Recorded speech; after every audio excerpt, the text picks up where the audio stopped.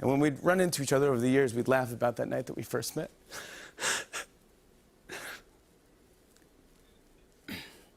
We laugh at all the good things that had happened since.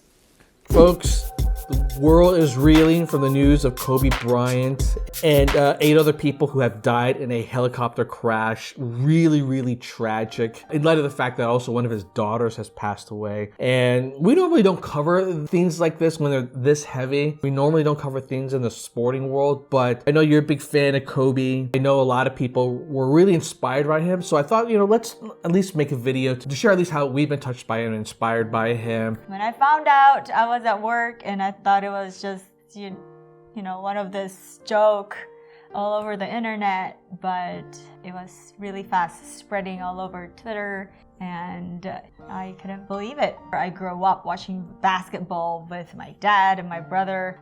They're such a Lakers fan and... Why is that they were Laker fans in the Philippines?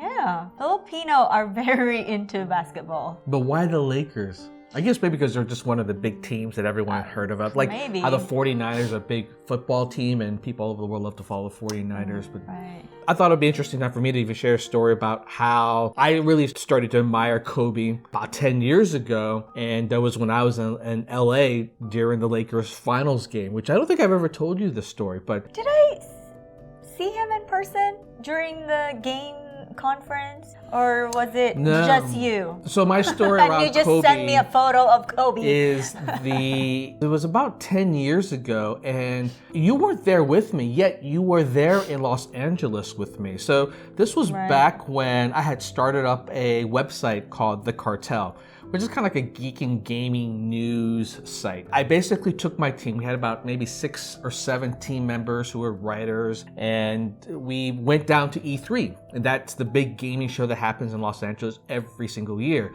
What just so happens that year, the Lakers were in the finals and it was in Los Angeles. And I remember this was a big one because it got up to Game 7, which hadn't happened in a long time.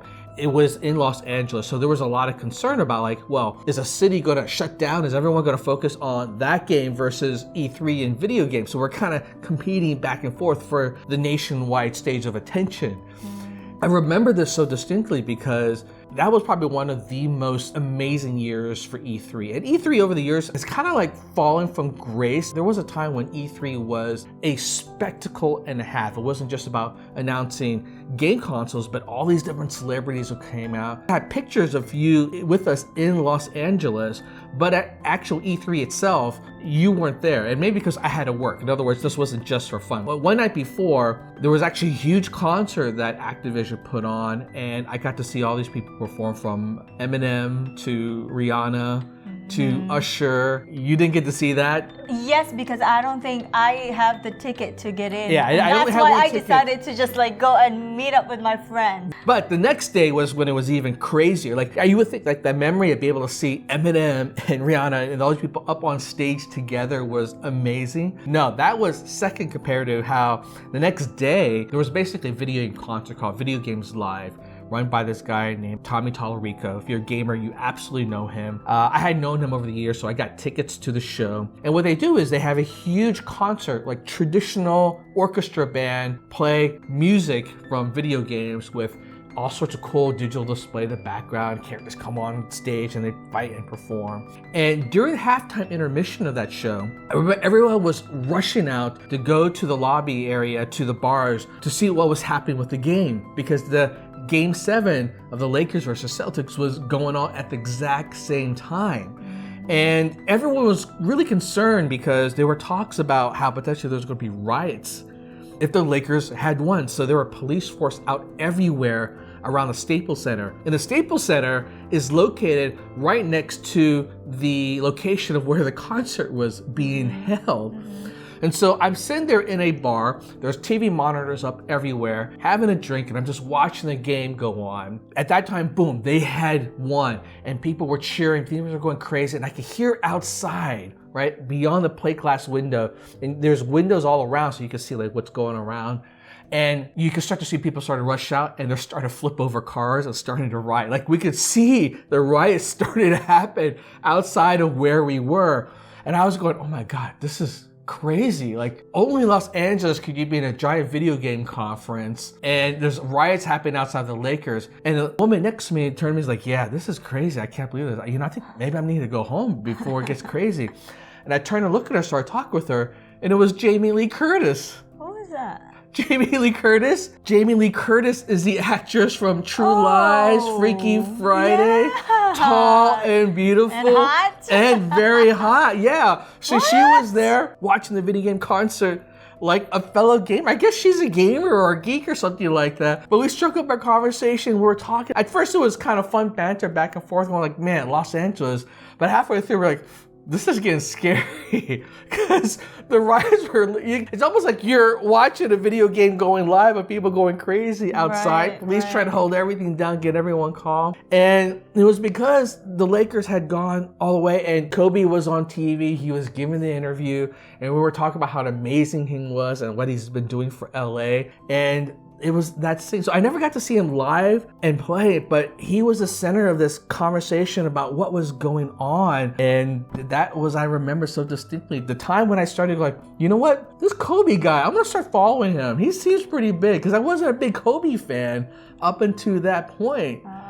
I grew up with Michael Jordan. Like Michael Jordan to me was the legend in basketball. Every generation. Kobe came after Michael Jordan. Jordan. Kobe came after Michael Jordan. Yeah. But like there's always a star who really just stands out for every generation. Like before Michael Jordan, there was Will Chamberlain, who was just an all-around amazing athlete in basketball. And today's generation, it's Kobe. And it's just kind of hard to think about like how that's gone and what that represents. It was really at that point that I became inspired by what Kobe was all about. Jamie Lee Curtis and I were talking about how Kobe was unlike any athlete we ever seen. So driven, so focused.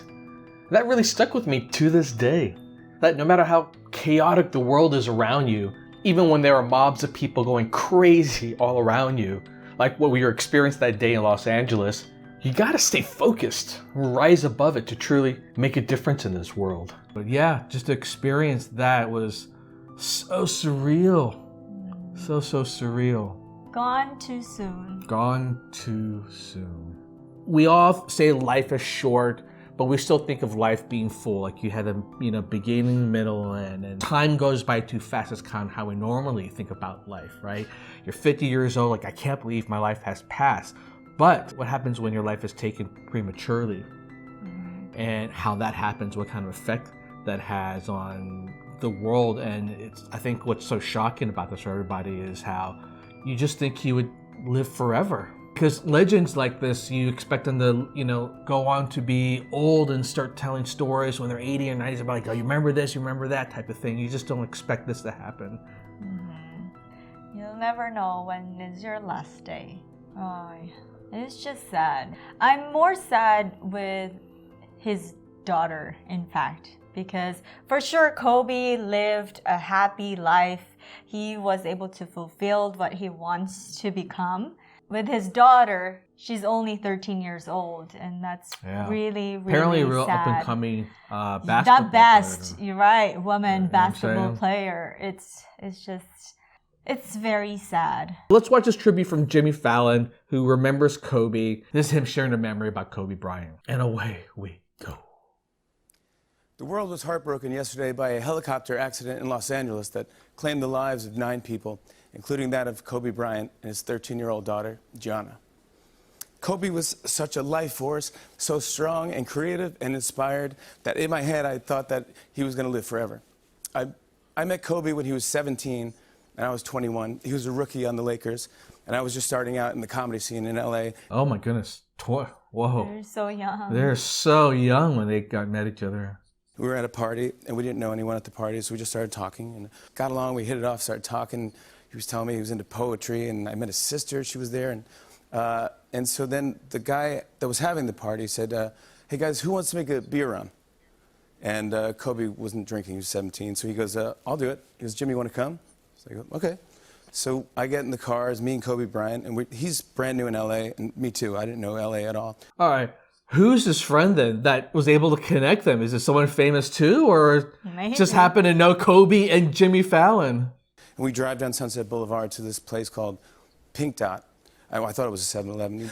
So I go in and I open the door and it's locked. And the guy goes, sorry, I can't sell you anything. And I go, we just want to get some beer right there. And he goes, yeah, I can't do that. And I go, but just real quick, we know what it is. It's just there. And he goes, yeah, that's not how the way this place works. We're delivery only. We're not allowed to sell things. And I go, okay. If you see Kobe, even if he just started the Lakers, they would instantly know him. Maybe not Jimmy, but they would definitely know Kobe. And I go, okay. And then Kobe takes out his ID and he puts it up against the glass and he goes, I'm a Laker. And the guy opened the door and we walked out with 5 cases of beer and we saved the party. And of course, Kobe went on to become a legend. 5 NBA titles, 2 Olympic gold medals, 18 All-Star appearances, one of the most brilliant and most respected players in NBA history. And when we'd run into each other over the years, we'd laugh about that night that we first met.